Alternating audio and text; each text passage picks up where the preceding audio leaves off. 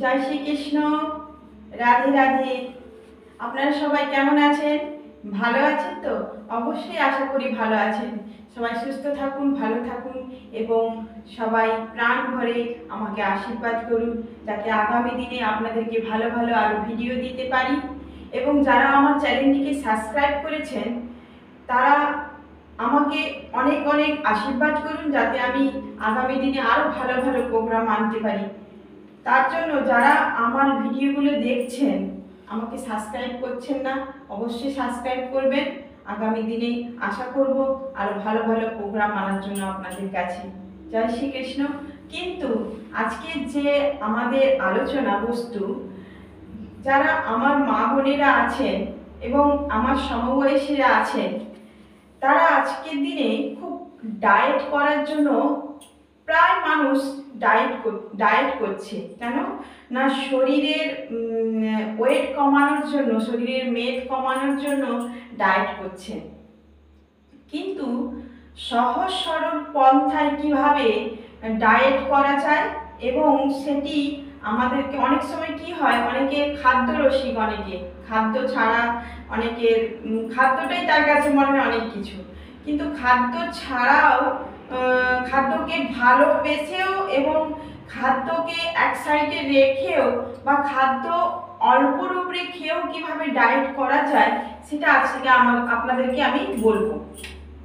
দেখুন যে কাল এই যে একাদশী ব্রত, যদি বলেন কেন একাদশী আনলাম, একাদশীর ব্রত কথা সেটা আপনারা অনেকেই শুনেছেন, জেনেছেন। মা কাকিমারা, জেঠিমারা, অনেক বয়স্করা সবাই একাদশী করেন।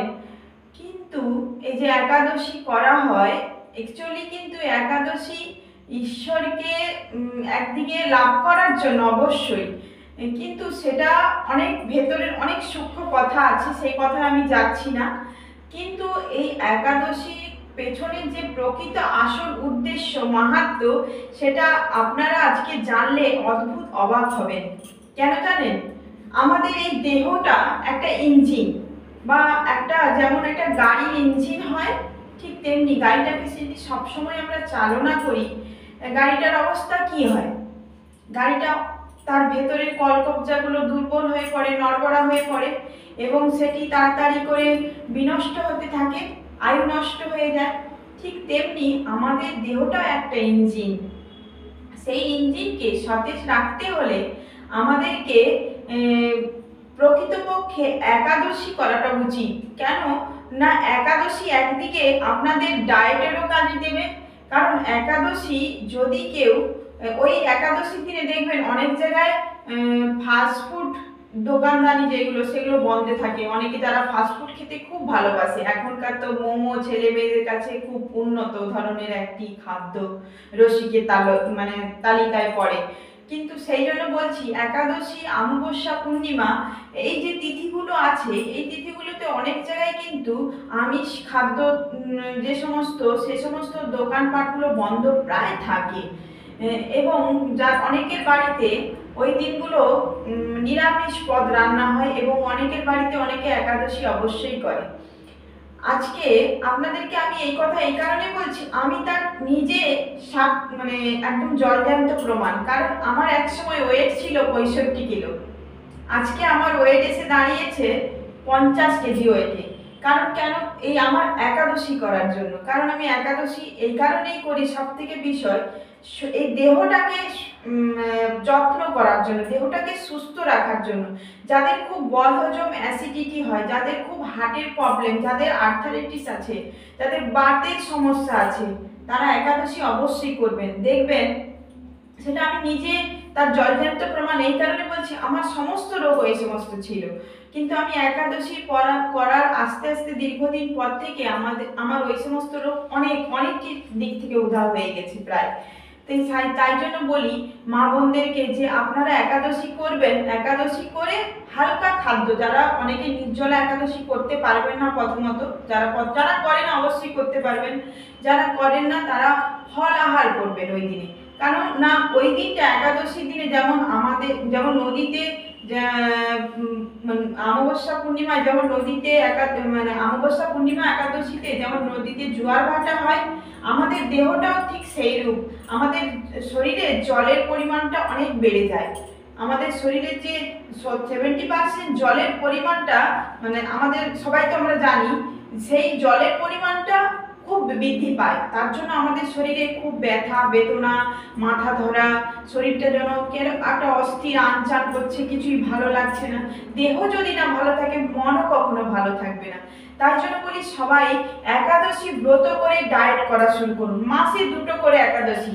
একদিকে দেখবেন ঈশ্বরের প্রতি অনেক আগ্রহ বাড়বে, ঈশ্বরের প্রতি চিন্তন বাড়বে। কেন ওই দিন একাদশী করে, কেন একটা স্মরণ থাকবে, ভগবানের নাম করতে হবে না, কৃষ্ণ নাম, হরি নাম, এই সমস্ত করার প্রথমত নতুনত করার প্রয়োজন নেই। যারা একটা ডায়েট করছেন তারা একটাই চিন্তা থাকবে কি, যে আজ আমি একাদশী করেছি ডায়েট করার জন্য। একাদশী কি?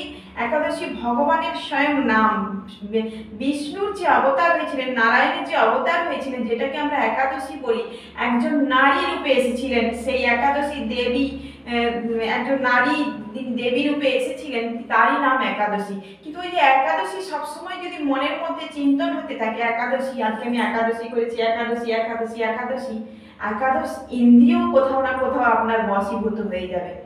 এটা চমৎকার উপায় আজকে আপনাদেরকে আমি বলছি।